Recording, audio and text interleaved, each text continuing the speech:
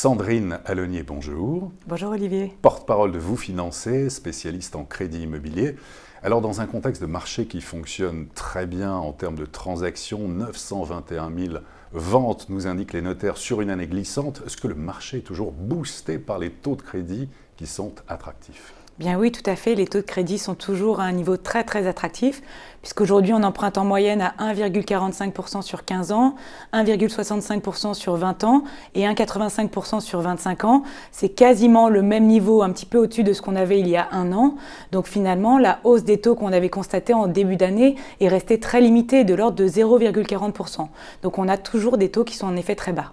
Sur le marché, constatez-vous toujours la présence forte des primo-accédants ?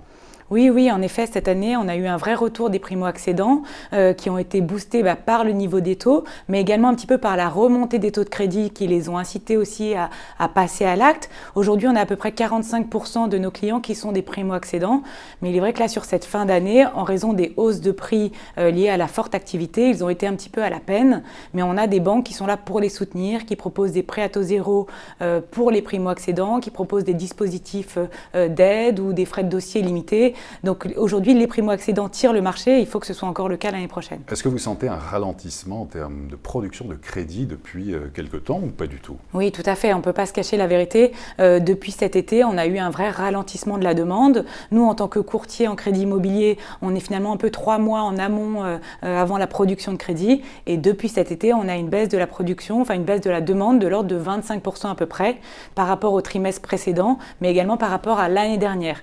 C'est lié notamment un petit peu un phénomène d'attentisme. Depuis cet été, on s'attendait à des mesures gouvernementales, donc les gens ont un petit peu attendu pour voir ce qui allait se passer, mais également aussi un manque de visibilité sur le contexte fiscal de l'immobilier. Donc finalement, on a eu une baisse de la demande qui est finalement qu'une accalmie ou un ralentissement qui n'est pas totalement négatif pour le marché. D'accord. Et en termes de renégociation, ça continue ? Les gens renégocient encore ou ça s'est calmé ?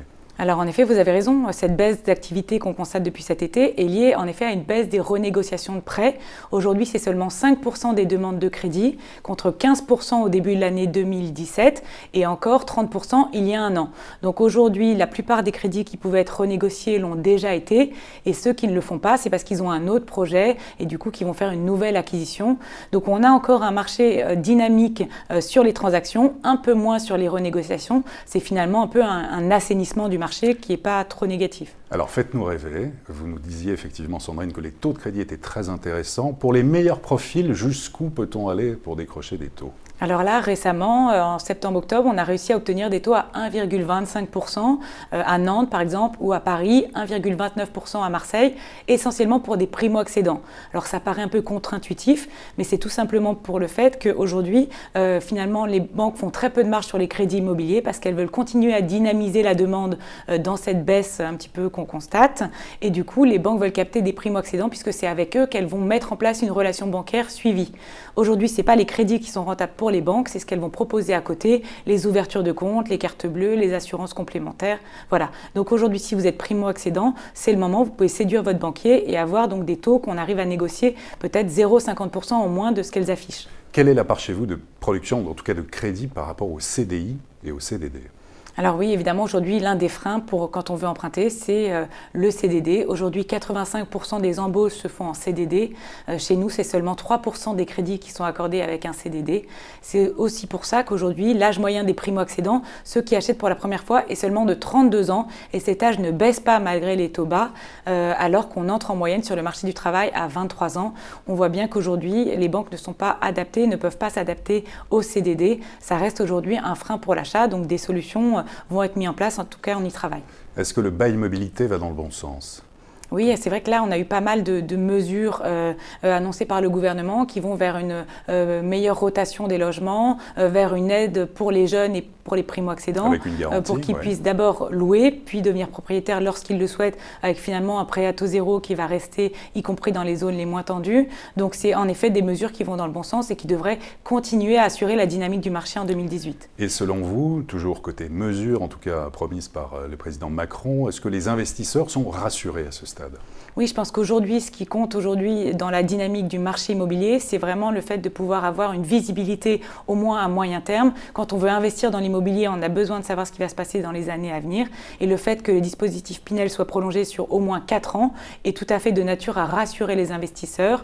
Le fait qu'il soit resserré sur les zones tendues est finalement là aussi une bonne mesure, parce qu'on avait des agréments qui avaient été accordés dans des villes où il n'y avait pas de tension immobilière.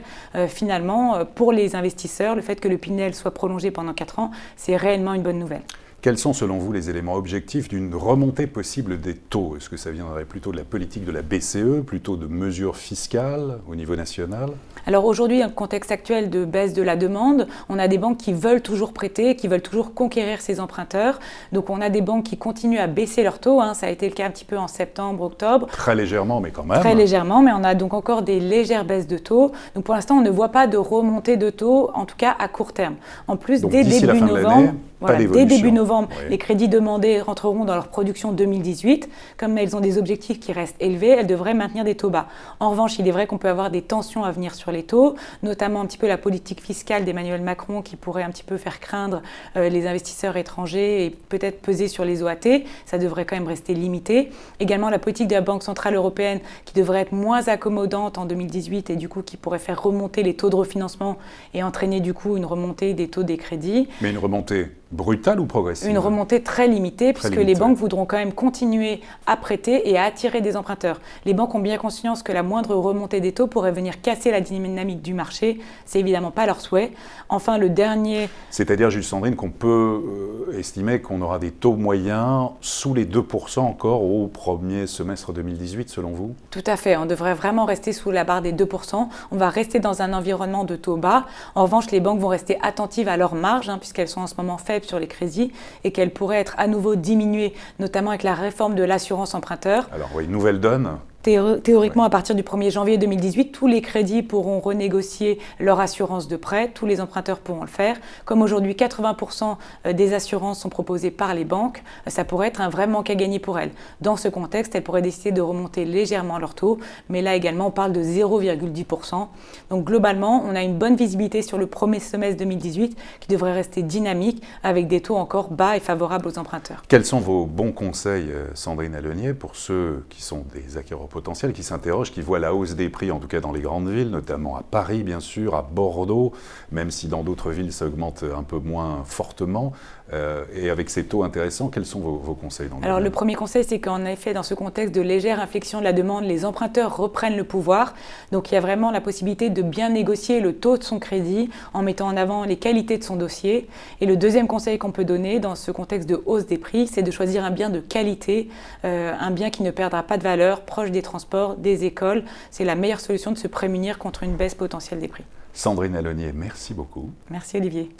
Et à très bientôt pour une prochaine édition du Club Immo.